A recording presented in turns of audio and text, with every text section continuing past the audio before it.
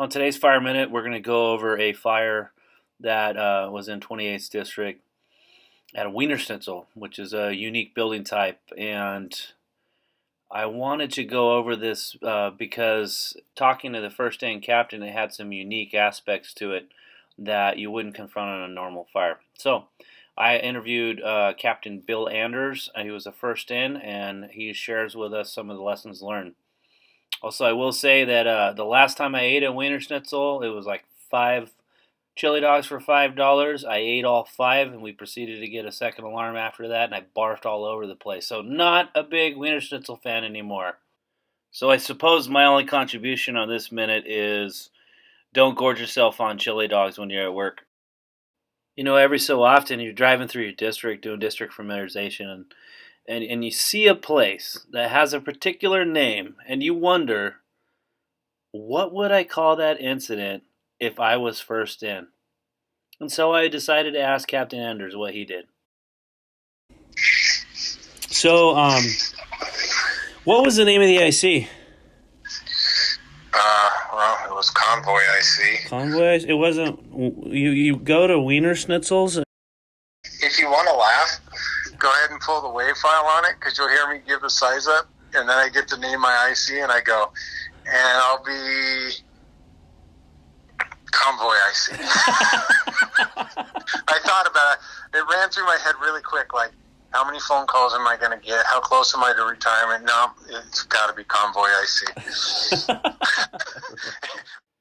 After we had established that it would be a little bit of a challenge deciding what you're going to call your incident, I asked him what some of the other challenges were right off the bat.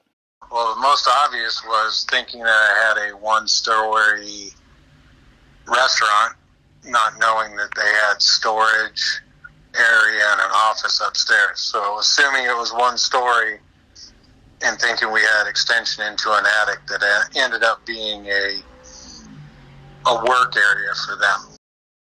On the front end, you have the kitchen area where you order, where they prepare your food. On the other side of that drive-through is an entire storage area. And my belief, well, this one was one of those attic ladders that when they close it, it just looks like ceiling. But when you pull it down, there's the staircase that's attached to that pull-down door. Uh-huh.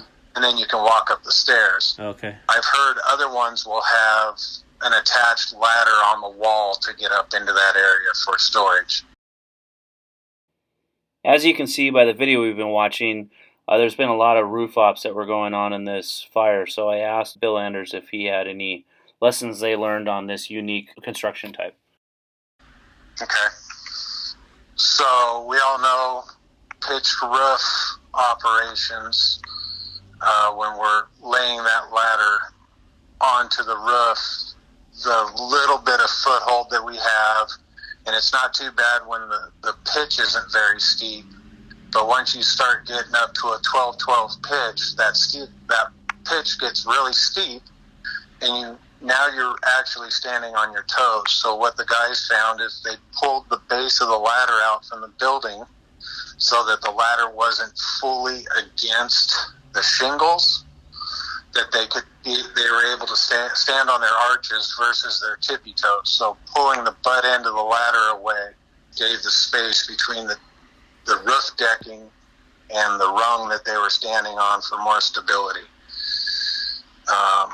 As far as the ventilation, what ended up happening, we ended up with a 2x2, a 2x2, a 2x2 instead of just ripping a 6x2 hole in there or an 8x2 hole. Just rolling that one rafter and continuing that I guess you could call it your head cut furthest from the ladder, doing your top cut, and then following the ladder down to make a rectangular shape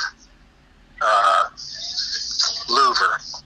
Bill also mentioned utilizing a method where you have two ladders with two sawyers, one on each side, and cutting similar to how you would on a commercial building. And there's also the option of passing the saw as featured in a different Fire Minute.